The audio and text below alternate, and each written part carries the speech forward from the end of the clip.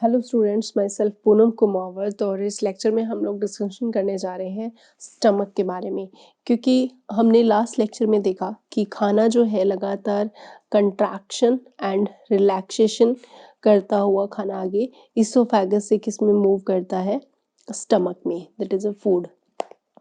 ठीक है, तो ये जो स्ट्रक्चर है वो है इसोफेगस। ठीक है, इसोफेगस से खाना जो है आगे जाता है स्टमक में। तो स्टमक क्या है? तो स्टमक जो है वो एक जे शेप्ड स्ट्रक्चर है, बैग लाइक स्ट्रक्चर है या बैग लाइक ऑर्गन है एलिमेंट्री कैनाल का। एंड कहाँ प्रेजेंट होता है? तो हम बोलेंगे it is a present on the left side, left upper side of abdomen. ठीक है, स्टमक जो है वो इस तरीके से ये जे शेप स्ट्रक्चर के अंदर प्रेजेंट होता है। और स्टमक की जस्ट आगे स्टमक जो है वो डिवाइडेड होता है 4 पार्ट में। ये जो पार्ट है स्टमक का वो कहलाता है कार्डियक। ठीक है, और फिर इतना पार्ट कहलाता है फंडस। और उसके बाद में ये वाला जो पार्ट है वो main part is a body. और लास्ट जो पार्ट है उसको हम पाइलोरस के नाम से जानते हैं। ठीक है, ठीक इसोफेगस में जो स्पिंचर्स प्रेजेंट होते हैं तो यहाँ पे भी वो स्पेशल स्पिंचर्स जो है हमें देखने को मिलते हैं, जो कि खाने के बैक फ्लो को रोकते हैं। स्टमक जो है आगे जाके ओपन होता है स्मॉल इंटेस्टाइन में, स्मॉल इंटेस्टाइन के फर्स्ट पार्ट ड्यूडेनम में। ठीक है, तो इस तरीके से हम देखते हैं कि स्टमक जो है वो डिवाइड इनटू 4 पार्ट्स। ठीक है, तो 4 पार्ट्स के अंदर ये स्टमक जो है वो डिवाइडेड रहता है। फर्स्ट पार्ट है कार्डियक, सेकंड पार्ट को हम बोलते हैं फंडस, थर्ड पार्ट जो है वो बॉडी, और फोर्थ पार्ट है पाइलोरस या पाइलोरिक। ठीक है, अब हम देखते हैं स्टमक की वॉल की अगर बात करें तो स्टमक वॉल अगर हम देखें तो स्टमक वॉल के अंदर बहुत ही ज़्यादा स्ट्रॉन्ग मसल्स जो हैं वो प्रेजेंट होती हैं। और ये जो मसल्स हैं वो खाने के ऊपर बहुत अच्छे से पैरास्टालसिस मूवमेंट करती है। और इन मसल्स के एक्शन से खाना जो है वो काफ़ी स्मॉल पीसेस में कन्वर्ट हो जाता है, जिसको हम बोलते हैं कि फूड जो है वो ऐसे च्विंग हो जाता है बहुत अच्छे से। तो स्टमक की जो वॉल है इसके पास हैज स्ट्रॉन्ग मसल्स। ठीक है, और ये जो मसल्स होते हैं by the actions of these muscles food is churned in stomach। ठीक है, इसके साथ ही हमने देखा कि जो ये छोटे छोटे पीसेस होते हैं इनके ऊपर स्टमक की वॉल से बहुत सारी ग्लैंड्स रिलीज होती हैं, यानी कि स्टमक के अंदर स्ट्रॉन्ग मसल्स के अलावा स्टमक वॉल के अंदर प्रेजेंट होती हैं बहुत सारी stomach wall has gastric gland. ठीक है, तो स्टमक की वॉल के अंदर क्या प्रेजेंट होती है?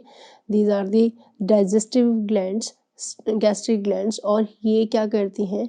ये सिक्रेट करती हैं विच सिक्रेट गैस्ट्रिक जूस। ये क्या रिलीज करेंगी? गैस्ट्रिक जूस को ये सिक्रेट करती हैं। तो अगर हम गैस्ट्रिक जूस के बारे में डिस्कशन करें, gastric juice contain specific 3 substances, यानी कि इसे consist of 3 parts. First is a mucus. ठीक है, इसके अलावा इसमें प्रेजेंट होता है एक हाइड्रोक्लोरिक एसिड, HCl जिसको बोलते हैं हम लोग हाइड्रोक्लोरिक एसिड। ठीक है, और इसके अलावा इसमें प्रेजेंट होते हैं डाइजेस्टिव एंजाइम्स। ठीक है। और अगर हम डाइजेस्टिव एंजाइम्स की बात करें तो बेसिकली हमें यहाँ 2 तरह के, मैक्सिमम तो यहाँ पे प्रोटीन डाइजेस्टिव एंजाइम्स हमें देखने को मिलते हैं। एक तो प्रोटीन को डाइजेस्ट करने वाले और दूसरे होते हैं यहाँ पे लिपिड को डाइजेशन करने वाले। मैक्सिमम तो यहाँ पे जो डाइजेशन देखने को मिलता है वो प्रोटीन का देखने को मिलता है और मिनिमम यहाँ पे लिपिड का देखने को मिलता है। तो प्रोटीन को डाइजेस्ट करने वाले जो एंजाइम है वो इनएक्टिव फॉर्म में रहते हैं और ये 2 टाइप के होते हैं। एक तो होते हैं पेप्सिनोजन और सेकंड होते हैं प्रोरैनिन। ठीक है, तो इस तरीके से ये दोनों ही इनएक्टिव फॉर्म में प्रेजेंट होते हैं। ठीक है, तो इनएक्टिव फॉर्म में ये प्रेजेंट होते हैं। अब अगर हम स्पेसिफिक फंक्शन देखें कि सबका अपना अलग अलग रोल है, हाइड्रोक्लोरिक एसिड की वजह से ही गैस्ट्रिक जूस का अगर नेचर की बात करें, इसका जो नेचर है वो कैसा होता है, तो गैस्ट्रिक जूस का नेचर जो है वो एसिडिक कंसिडर किया जाता है। काफ़ी कम पीएच होती है इसकी, पीएच लगभग 1.5 टू 2.5 के अप्रॉक्स इसकी पीएच हमें देखने को मिलती है। ठीक है, तो अगर हम यहाँ पे स्पेसिफिक बात करें कि सबसे पहले रोल देखें कि म्यूकस का क्या रोल रहता है, तो म्यूकस जो है बेसिकली बहुत इम्पॉर्टेंट रोल प्ले करता है डाइजेशन में। म्यूकस का जो सबसे पहला काम रहता है वो तो रहता है कि वो ल्यूब्रिकेट करता है फूड को और फूड को एक सेमी सॉलिड टेक्सचर प्रोवाइड करवाता है। तो ये क्या करेगा, lubricated the food and gives it semi-solid texture। ठीक है, इसके अलावा जो second function, that is a first function and second function अगर हम देखें तो ये प्रोटेक्ट करता है लाइनिंग ऑफ स्टमक की या फिर wall of stomach from the corrosive effect of hydrochloric acid, that is also important part. ये क्या कर रहा है, प्रोटेक्ट्स द wall of या lining of stomach from corrosive effect of HCl, hydrochloric acid से। तो अगर हम यहाँ पे देखें कि हाइड्रोक्लोरिक एसिड से ये प्रोटेक्ट करता है, सिंप्लीफाई, और क्योंकि हाइड्रोक्लोरिक एसिड का मेन फंक्शन भी हम लोग देखेंगे कि HCl का क्या रोल है यहाँ पे। तो इस तरीके से म्यूकस के तो 2 इम्पॉर्टेंट फंक्शन हमें देखने को मिलते हैं। वहीं अगर हम HCl के फंक्शन देखें, यानी कि HCl मतलब हाइड्रोक्लोरिक एसिड, ठीक है, इसका रोल अगर हम देखें क्या रहता है, HCl के फंक्शन के बारे में हम डिस्कशन करें तो ये बहुत ही इम्पॉर्टेंट रोल प्ले करता है। HCl जो है बेसिकली एसिडिक मीडियम प्रोवाइड करता है, that is a very important point. It's makes the medium acidic. ठीक है, एसिडिक मीडियम होने से क्या होगा कि इस मीडियम की प्रेजेंस से जो इनएक्टिव प्रोटीन्स थे, यानी कि जो प्रोटीन जो डाइजेस्टिव एंजाइम्स थे वो सारे के सारे क्या हो जाते हैं, एक्टिवेट हो जाते हैं। That is a very very important role कि हम बोल सकते हैं कि HCl की वजह से ही जो ये क्या करता है, activates the protein digestive enzymes. जो हम लोग बात कर रहे थे, 2 प्रोटीन डाइजेस्टिव एंजाइम्स थे, एक तो पेप्सिनोजन जो एक्टिवेट होके क्या बन जाएगा, pepsin, that is active form, और ये एक्टिव किसकी वजह से हुए हैं, HCl की वजह से। और सेकंड जो था हमारे पास वो था प्रोरेनिन, और ये किस में कन्वर्ट हो जाएगा, रेनिन में, और ये भी क्या है, इसकी एक्टिवेटेड फॉर्म है जो किस वजह से हुई है, HCl की वजह से हुई है। और सबसे इम्पोर्टेंट, और अगर हम इसका फंक्शन देखें HCl क्या करता है कि जो भी हार्ड सब्सटेंसेस आते हैं फूड में उनको भी डिसॉल्व कर देता है, और इसके साथ साथ खाने में जो भी आए हुए माइक्रोब्स हैं तो ये क्या करता है, इट किल्स एनी बैक्टीरिया जो कि खाने के साथ एंटर करते हैं, which may enter into the stomach with food. ठीक है, तो इस तरीके से हम लोग देखते हैं कि स्टमक जो है बहुत ही इम्पॉर्टेंट रोल प्ले करता है यहाँ पे खाने के डाइजेशन से रिलेटेड। अगर हम बात करें तो यहाँ पे खाने के अंदर प्रोटीन का स्पेसिफिक अगर हम देखें तो यहाँ देखने को मिलता है। इसके अलावा अगर हम देखें कि बैक्टीरिया से भी प्रोटेक्ट कर रहा है HCl, और HCl क्या करता है, स्टॉप करता है action of saliva on food, क्योंकि यहाँ पे फूड में जो सलाइवा जब मिक्स हो जाती है तो सैलिवरी एमाइलेज था वो स्टार्च को डाइजेस्ट करता है। तो यहाँ पे HCl क्या करता है कि एसिडिक मीडियम प्रोवाइड करवा देता है, जिससे कि जो एक्शन है सलाइवा का फूड पे वो भी स्टॉप हो जाता है। इसके अलावा जो सबसे इम्पोर्टेंट फंक्शन हम लोग बात कर रहे थे, HCl जो है वो डिसॉल्व कर देता है, dissolves the hard particles, hard particles of the food. ठीक है, और उनको कैसा बना देता है, एंड मेक्स इट सॉफ्ट। ठीक है, तो ये आपका काफ़ी बार इंपॉर्टेंट क्वेश्चन आता है, write the function of HCl, तो या फिर write the role of HCl in digestion. तो ये आप सारे जो रोल है लिख सकते हो। इसके अलावा हमारे पास थर्ड जो पोर्शन रहता है वो रहता है डाइजेस्टिव एंजाइम्स। तो जो गैस्ट्रिक जूस है उसके अंदर डाइजेस्टिव एंजाइम्स की अगर हम बात करें,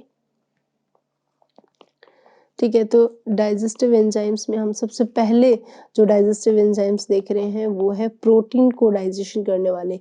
तो प्रोटीन का सबसे पहले जो डाइजेशन है वो कहाँ होता है, प्रोटीन का डाइजेशन सबसे पहले कहाँ होगा, स्टमक के अंदर होता है। ठीक है, और स्टमक के अंदर कौन करता है, प्रोटीन को डाइजेशन करने वाले एक एंजाइम है, प्रोटीन को डाइजेस्ट करने वाले एंजाइम का नाम है पेप्सिन एंड रेनिन। ठीक है, क्या होता है बेसिकली, अगर प्रोटीन के बारे में अगर हम डिस्कशन करें, प्रोटीन जो है वो होता है पॉलीमर ऑफ एमिनो एसिड। ठीक है, बहुत सारे एमिनो एसिड अगर हम बात करें इस तरीके से आपस में जुड़ के एक लॉन्ग चेन बना लेते हैं, और दो एमिनो एसिड आपस में पेप्टाइड बॉन्ड से जुड़ते हैं, तो that is a long chain of amino acid. इसी को ही हम क्या बोलते हैं, प्रोटीन बोलते हैं। ठीक है, तो that is a very complex form. ठीक है, और डाइजेस्टिव एंजाइम्स का काम क्या होता है, कॉम्प्लेक्स को सिंप्लेक्स में कन्वर्ट करना। तो हम लोग यहाँ देखते हैं कि जो प्रोटीन आया है खाने में, ठीक है, उस खाने को पेप्सिन जो है वो क्या कर देता है कि उसको कन्वर्ट कर देता है सिंपलर फॉर्म में, दैट इज ए पेप्टाइड्स। ठीक है, तो पेप्टाइड्स फॉर्म क्या है, that is a small chain. इस तरह की जो एक लॉन्ग चेन थी अब वो स्मॉल चेन में कन्वर्ट हो चुकी है, ये क्या है, एज ए सिंप्लेक्स फॉर्म है। ठीक है, तो इस तरीके से पेप्सिनोजन जो था वो इनएक्टिव फॉर्म थी, और पेप्सिन यहाँ पे क्या है, एक एक्टिवेट फॉर्म रहती है, और जो किसको ब्रेक करती है, प्रोटीन को ब्रेक करके किस में कन्वर्ट कर देती है, पेप्टाइड्स के अंदर कन्वर्ट कर देती है। इस तरीके से हम देखते हैं कि प्रोटीन का डाइजेशन हमें देखने को मिलता है। और वही बात करते हैं अगर सेकंड, ये तो था पेप्सिन के बारे में, अगर रेनिन के बारे में डिस्कशन करें कि रेनिन क्या करता है, रेनिन भी एक प्रोटीन डाइजेस्टिव एंजाइम है, लेकिन रेनिन एक्ट करता है कैसीन प्रोटीन पे। तो हम बात कर रहे हैं second type of protein, casein. Casein एक मिल्क प्रोटीन है। ठीक है, और कैसीन प्रोटीन को ये कन्वर्ट करता है पैरा कैसीन के अंदर। ठीक है, तो अगर हम देखें कैसीन जो कि मिल्क प्रोटीन को तोड़ने के लिए जो एंजाइम होता है वो प्रोपेप्सिन प्रोरैनिन होता है, लेकिन वो एक्टिवेटेड होके क्या कन्वर्ट हो जाता है, रैनिन में। ठीक है, तो रेनिन भी एक एक्टिवेट फॉर्म है, जिसको इनको एक्टिवेट करने का काम कौन करता है, HCl के थ्रू ये क्या होते हैं, एक्टिवेट होते हैं। ठीक है, तो HCl इनको एक्टिवेट कर देता है और फिर रेनिन मिल्क प्रोटीन कैसीन को तोड़ता है कैल्शियम की प्रेजेंस में, कैल्शियम पैराकैसिनेट, और कैल्शियम पैराकैसिनेट जस्ट है कर्ड लाइक टेक्सचर होता है। अगर आपने किसी छोटे बच्चे को देखा है कि जब वो दूध पीता है, दूध पीने के बाद में, बहुत छोटा बच्चा 5-6 महीने का अप्रॉक्स, जब वो दूध पीता है, फीड करता है, मिल्क फीड करने के थोड़े टाइम बाद में अगर देखा है कि वो अपने मुंह से ऐसे कर्ड लाइक टेक्सचर बाहर निकालता है, तो वो बेसिकली पैराकैसिन होता है, जो कि कैल्शियम की प्रेजेंस में बनता है और रेनिन मिल्क प्रोटीन पे एक्ट करके उसको बनाता है। इस तरीके से प्रोटीन का क्या है, हमें यहाँ पे डाइजेशन देखने को मिलता है। और फिर अगर आप देखोगे कि जो इस पैराकैसिन के ऊपर कौन एक्ट करता है, पैराकैसिन के ऊपर पेप्सिन एक्ट करता है, और पेप्सिन एक्ट करके इसको वापस से किस में कन्वर्ट कर देता है, पेप्टाइड में कन्वर्ट कर देता है। तो होल सोल हम देखते हैं कि जो भी प्रोटीन आया है उसको डाइजेस्ट करके किस में बनाया गया है, पेप्टाइड्स के अंदर, एक सिंपलर फॉर्म में। तो इस तरीके से हम देखते हैं कि जो स्टमक है बेसिकली ये बहुत ही इम्पॉर्टेंट रोल प्ले करता है। यहाँ पे जो देखें कि स्टमक क्या करता है, तो स्टमक इस तरीके से केमिकल डाइजेशन करता ही है, साथ में यहाँ पे टेम्परेरी फूड जो है वो स्टोर भी होता है, और लगभग 4 to 3 आवर्स के लिए। ठीक है, और इसके अलावा यहाँ से स्पिंचर्स प्रेजेंट रहते हैं। स्पिंचर मैंने आपको पहले भी क्लियर कर दिया, इट्स अ स्पेशल मसल जो कि अपर और बॉटम दोनों के अंदर प्रेजेंट होता है। ठीक है, स्टमक के, जो कि खाने के फ्लो को क्या करता है, रेगुलेट करता है। ये ओपन हो जाएगा, ओपन्स, एंड जो एसिडिक फूड है, और वो भी कैसा, पार्शियली डाइजेस्ट, क्योंकि अभी बाकी लिपिड पड़ा है डाइजेस्ट होने वाला, कार्बोहाइड्रेट पड़े हैं अभी डाइजेस्ट होने वाले, यानी कि पार्शियली जो डाइजेस्टेड फूड है। अब इसको हम किस नाम से जानते हैं, जो स्टमक से बाहर आता है इसको बोला जाता है chyme. That is a very important term, क्योंकि बहुत बार बोर्ड में आता है कि व्हाट इज अ काइम, तो आप बोलोगे it is acidic partially digested food. ठीक है, इसको हम क्या बोलते हैं, काइम, जो मूव करता है, moves into small intestine। ठीक है, तो नेक्स्ट हम देखेंगे कि अब खाना जो है वो कहाँ जाने वाला है, स्मॉल इंटेस्टाइन के अंदर। तो इस तरीके से हम लोगों ने कंप्लीट स्टमक के अंदर देखा। तो स्टमक के अंदर मेनली प्रोटीन डाइजेस्ट होता है, लेकिन प्रोटीन भी है अभी कंप्लीट डाइजेस्ट नहीं हुआ है, वो पेप्टाइड में कन्वर्ट हुआ है। और यहाँ पे HCl का अपना अलग रोल रहता है, म्यूकस का अपना अलग रोल रहता है, और जो प्रोटीन्स हैं उनको डाइजेस्ट किया जाता है। इसके अलावा एक और डाइजेस्टिव एंजाइम्स रहते हैं, वो है गैस्ट्रिक लाइपेज। ठीक है, जो थर्ड हमारे पास एंजाइम आता है वो है गैस्ट्रिक लाइपेज, जो कि बहुत ही कम अमाउंट के अंदर प्रेजेंट होता है। और गैस्ट्रिक लाइपेज क्या करता है, जो खाने में आए हुए लिपिड उसके बहुत ही थोड़े अमाउंट को गैस्ट्रिक लाइपेज किस में कन्वर्ट कर देता है, फैटी एसिड एंड ग्लिसरॉल के अंदर कन्वर्ट कर देता है। तो ये बहुत ही मिनिमम अमाउंट में डाइजेशन होता है, मेनली तो प्रोटीन का ही यहाँ पे डाइजेशन किया जाता है। सो स्टूडेंट, नेक्स्ट क्लास में हम मिलते हैं कि अब जो खाना है स्मॉल इंटेस्टाइन में एंटर करेगा, और स्मॉल इंटेस्टाइन में सिर्फ खाना ही नहीं, इसके अलावा बाइल जूस और पैनक्रियाटिक जूस भी एंटर करते हैं। तो यहाँ पे हम काफ़ी अदर पार्ट्स भी देखने वाले हैं, अलग जो ग्लैंड्स हैं उनके बारे में डिस्कशन करने वाले हैं। सो नेक्स्ट क्लास में फिर से मिलते हैं, तब तक के लिए stay happy, keep studying, thank you.